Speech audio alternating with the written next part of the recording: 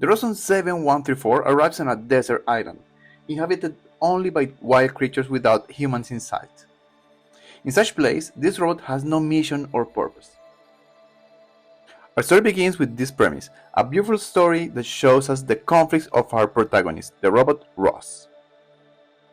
Although this is not a summary video, I think the context is important to understand the style of the movie, where everything had to look dirty, where everything had to look wild. And for this, they used this new animation style that looked more like an illustrated book than like a movie created with 3D technology, something like the Pixar style. And of course, I'm not going to just talk about the style. I'm going to create one illustration of the scenes of the movie to show you this process in action. Hello, I'm Gus and this is Wiseguss Illustration.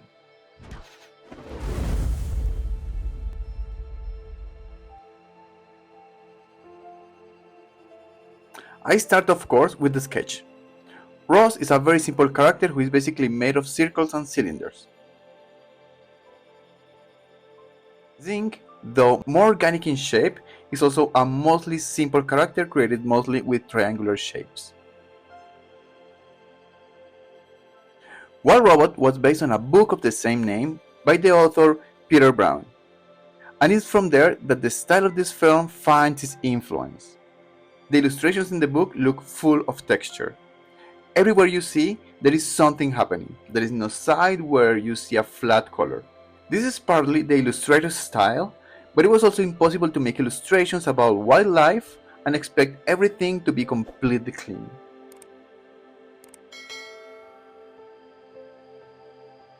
And we start with the coloring process.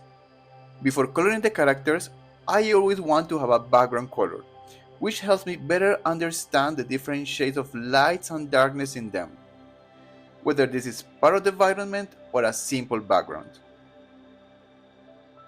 I'm going to start using my lasso tool to select the space within the characters, trying to be very precise but knowing that later I'm going to go over it with my pencil tool. I use the deselect tool to remove negative spaces from the picture. I want this illustration to have a lot of texture and also lots of color, especially in Ross. Her white color makes the colors of the environment tint this color, in addition to dirt and wear.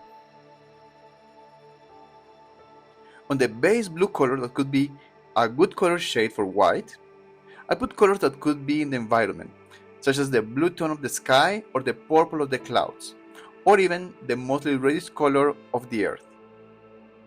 At this point, I put the local colors on each of the parts for both characters. I did that using my selection tool and using a brush, again with a lot of texture. In that case, the square one brush, which is a brush I created myself, and that you can find in my collection of favorite brushes, link in the description. To understand the style in Wild Robot, we must see it as an illustration. That's why I want us to see this concept art.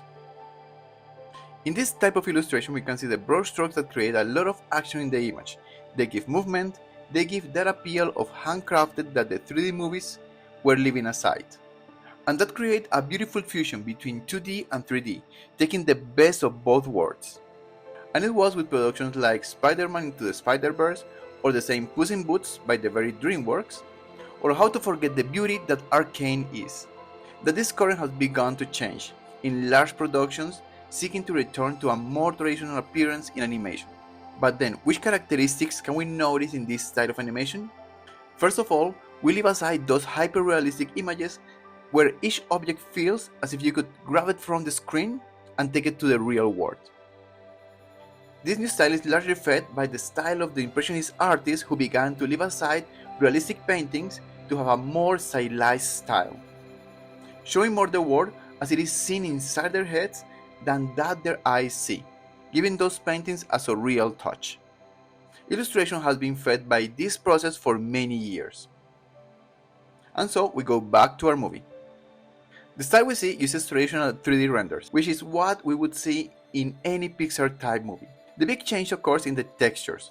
Most textures are hand-drawn using the brushstrokes that an illustrator will use in their work. We see the texture of the brushes, the direction of the brushstrokes, as well as the layers overlapping that generate very rich textures that give a natural look. For the environments again, we see what seems to be entirely hand-painted. Again, those are formed by 3D models. But on these, the different textures of the forest were painted using digital painted with a more traditional approach. We see that most objects, such as rocks, tree trunks, or the ground, are painted with a lot of texture. But then we see how smaller objects in the vegetation of the ground are painted with flat brush strokes with brushes almost without any texture. In this case, the constant repetition of small objects creates their own texture.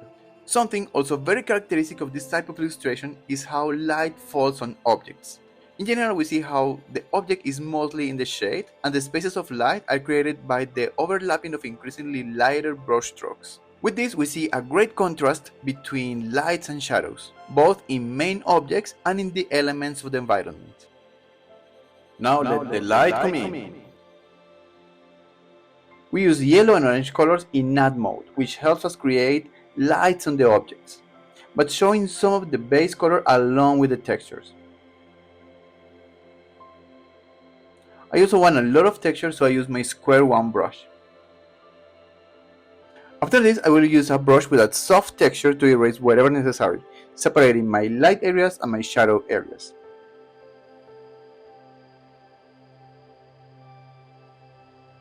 I create stronger shadow areas. In this case, I use a grayish-violet color in multiply mode. With that, I add a little more depth to the illustration.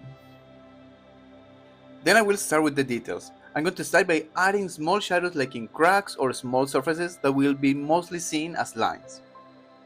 But they are far from being outlines. They are small shadows.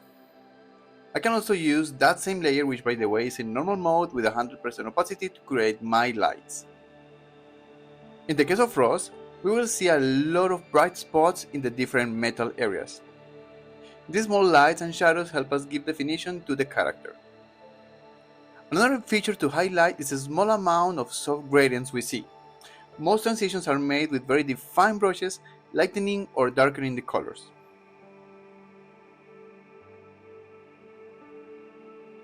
I continue to define the details, keeping in mind all the time that I'm painting shadows but not outlining.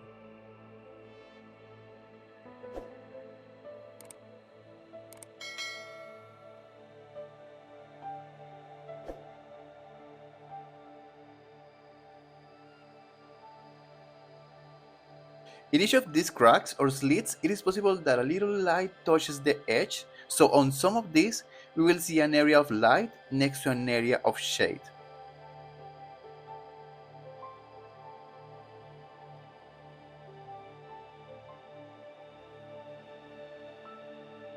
I also paint the line in her eye and of the different cracks in her head and chest. For this, I painted with a bright blue color inside the dark line that represented the crack or the space between the plates.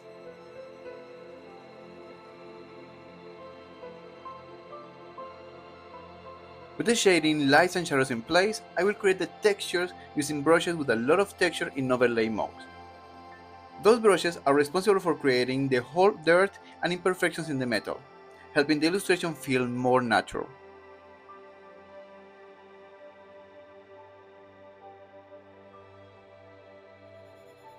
This is also a good time in the process to add lights and reflections from the environment. Like for example here in the right arm, where the light of the sky is reflected on the metal. With rose mostly ready, let's define ink a little. Ink doesn't require too many details. I define the shape in his mouth, the shape of his eyes, and the darkest space in his ears. I increased the lights in some places of his fur, and of course, I added some texture, especially in his tail, where you see the longest fur. I also want to define the vegetation a bit more, using a brush that I should create for this task.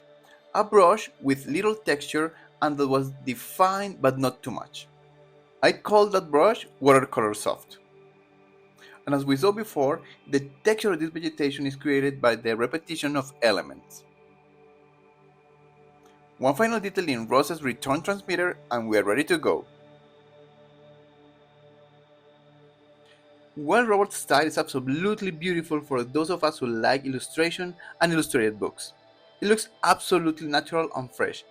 You can see the love, the craftsmanship that was applied in the creation of this work, which from now on I will have as one of my favorites, which in addition to the visual section is a different story which tells us about family love or how kindness can be a survival skill. I hope you find this illustration method interesting and that you can use it in your own process. Remember to like this video, subscribe to the channel, but most importantly, share it with someone who can find this content useful. See you in the next video. Adios.